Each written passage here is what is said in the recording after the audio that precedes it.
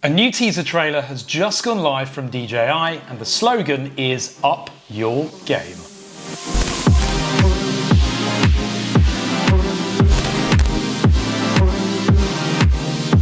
Hi, I'm Ash from DroningON and I'm sat here eating my breakfast when all of a sudden DJI surprises us with a brand new teaser trailer for a new up-and-coming product. Frustratingly, this teaser trailer is only 10 seconds long and it really gives away virtually nothing. Anyway, let's take a quick look at it, all 10 seconds of it.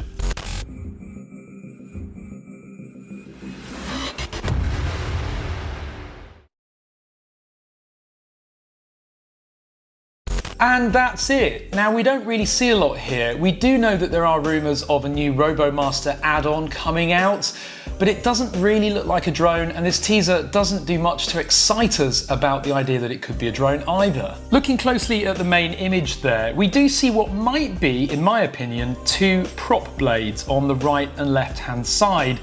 And then I think potentially the green LEDs that we see are from the power button of the battery. In other words, it looks to me like a kind of shot looking from the top of the drone backwards across the top of it, but it's really hard to tell.